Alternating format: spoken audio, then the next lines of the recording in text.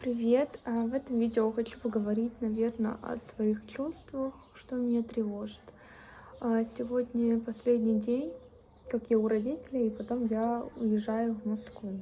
Мне от этого очень грустно, потому что тут все так беззаботно было, а там мне нужно будет опять надевать на себя вот эту ответственность и работать и зарабатывать. И, конечно, это немножко грустно. Вот, и я делаю хоть практики, но у меня постоянно есть такое чувство какой-то депрессии и грусти. То есть она возникает просто моментально резко, хотя при этом я чувствую какую-то гармонию и внутреннее спокойствие внутри. То есть нет никаких проблем, если можно так сказать, которые меня как-то озадачивают и беспокоят. Просто на ровном месте у меня возникает какая-то грусть, печаль и еще ностальгия. Есть такое чувство у меня постоянное. Я постоянно вспоминаю каких-то людей из своей жизни, с которыми мы просто перестали как-то резко общаться, потому что разные пути.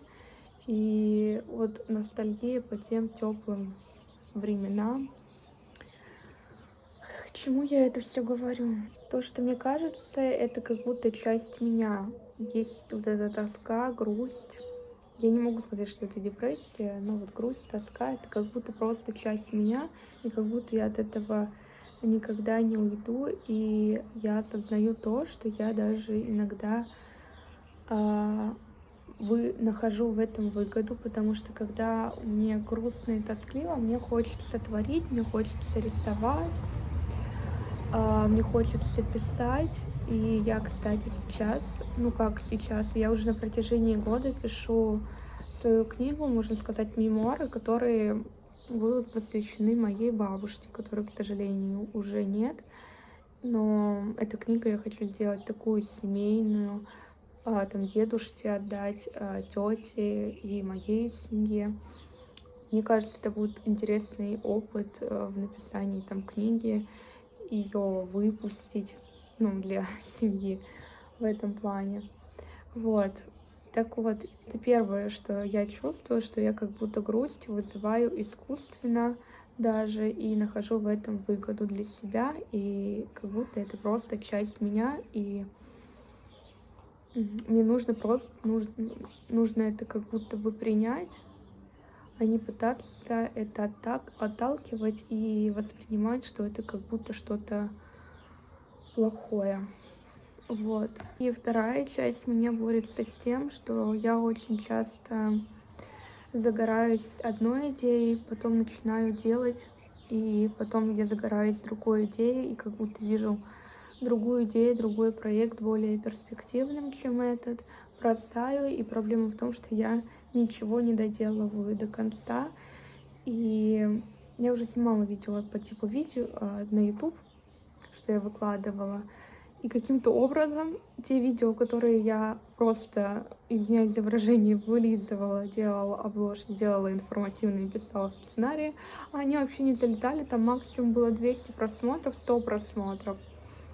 Но тут вот просто сижу не пойми как, выкладываю видео просто чисто для себя, и они залетают, и мне иногда даже стыдно то, что они залетают. Ну как они залетают? Для меня 600-300 просмотров — это прям нормально так.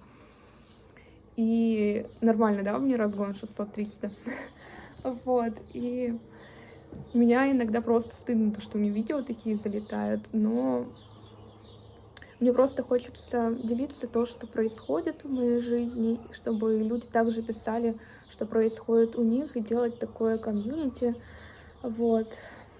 Закончили мы на том, что я не доделываю дела до конца, и сейчас я с этим борюсь, с тем, что я просто стараюсь воспитывать в себе дисциплину, силу воли и не бросать дело, пока пока мне дело не начнет приносить каких-то результатов. И думаю, что вот это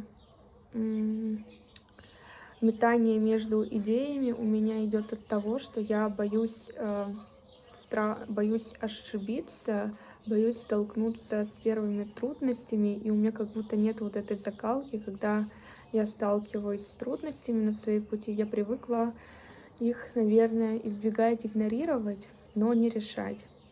Вот, и дабы, чтобы с этим не столкнуться, я перепрыгиваю на какие-то другие проекты. Плюс у меня очень сильно, на самом деле, развита визуализация и генератор идей. То есть, я думаю, в принципе, у всех такое, особенно если ночью. Вот. И каждый раз мне кажется, что если я сейчас не начну это делать, то это будет упущенная возможность, хотя и то, и это тоже есть возможность. Просто если я сейчас перескочу на другую идею, другой проект, то с ним будет так же, я буду также метаться с него на другой. И это как будто такой круг. Поэтому я себя просто бью по рукам каждый раз, когда у меня появляется какая-то идея, и она мешает вот этому моему проекту, который я делаю сейчас. Вот, и я просто взяла даже за правило, если у меня появляется идея, я просто записываю это в дневник, и спустя там несколько недель я могу уже вернуться к этой идее, потому что многие, кстати, наши идеи, сколько раз я сказала это слово, приходят на эмоциях, и если потом уже через несколько недель вернуться к ним, то ты можешь уже понять, что нет, тебе это не подходит. Вот.